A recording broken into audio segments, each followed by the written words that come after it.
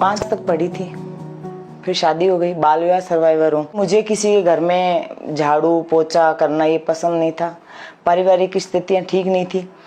उस वजह से जिम में मैंने एक इंटरव्यू दिया और मेरी हाइट और पर्सनालिटी के कारण मेरा सिलेक्शन हो गया। जॉब पे रखने के बाद मैं ट्रेनर बनी और ट्रेनर बनते मैंने बहुत जल्दी एक्सरसाइज। फीमेल को बहुत कष्ट होता है बॉडी बनाने के लिए।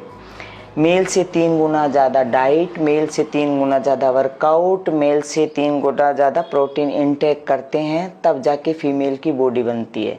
क्योंकि मेल में ऑलरेडी टेस्टोस्टेरोन होता है, फीमेल में बहुत ज़्यादा फैट होता है। कंपटीशन से 15 दिन पहले या 7 दिन पहले आपको नमक छोड़ना पड़ता है। और कंपटीशन पे जा रहे हो आप, अगर आपका प्री है तो 1 दिन पहले पानी छोड़ना पड़ता है। कुछ लोग तो ऐसे बोलते हैं तो शर्म नहीं आती बिकनी में ऐसे खड़े हो जाते हो। कुछ ऐसे बोलते हैं कि क्यों करनी है बॉडी बिल्डिंग, घर संभालो, बच्चे संभालो। कुछ ऐसे बोलते थे कि आदमी बन गई है।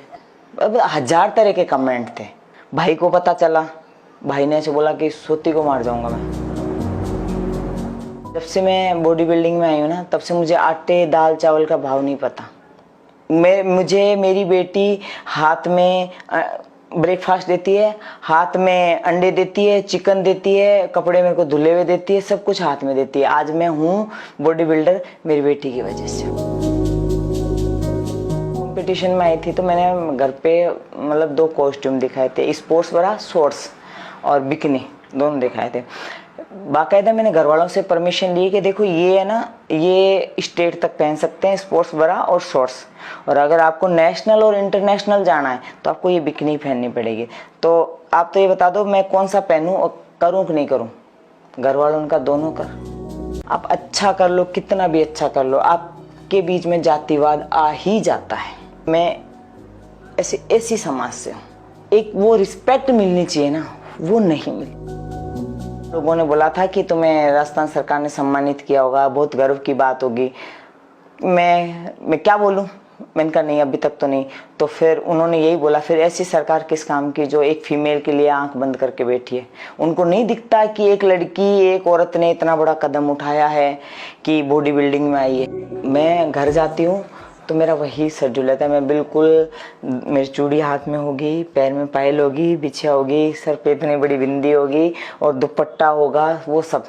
मम्मी पापा घर जाते हैं तो कुछ है, वो मुझे नहीं कहते मेरी बेटी क्यों जींस पहन रही है, मेरी बेटी क्यों लोअर पहनती है, मेरी बेटी नहीं।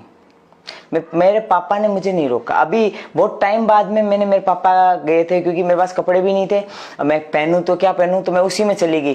तो मेरे पापा ने मुझे ये नहीं कहा कि बेटा तूने क्यों जींस पहनी। मैं कह रही पापा मैं बाजार जाऊं को नहीं, क्यों। मैं कहा पापा मैं तो कपड़ा ही को नहीं आई आवे, सब है आजा चोखा लागे। मतलब अलग जैसे एकदम घरेलू टाइप रहते थे, तो एकदम से फिर मॉडर्न रहने लग गए। तो लोग पूछते हैं यार तेरी मम्मी है, मैंने कहा यार विश्वास नहीं हो रहा यार कि तू भी कुछ सीख तेरी मम्मी से। लोग सेल्फी लेने के लिए आते हैं। पापा तो बहुत ज्यादा सपोर्ट करते हैं, उनके ज्यादा कोई सपोर्ट ही नहीं करता। कुछ भी करने से पहले अपने दिल और दिमाग दोनों से सोचें। आपको अगर अंदर से अच्छी फीलिंग आ रही है तो डेफिनेटली वो करिए, सेल्फ डिपेंड बनिए। मैं पहले बहुत डरती थी सच में, और मेरे साथ बहुत हरकतें भी हुई है, बहुत गलत हुई है। पर जब से मैं बॉडी बिल्डिंग में आई हूँ, मैं सामने वाले को पीट दूं।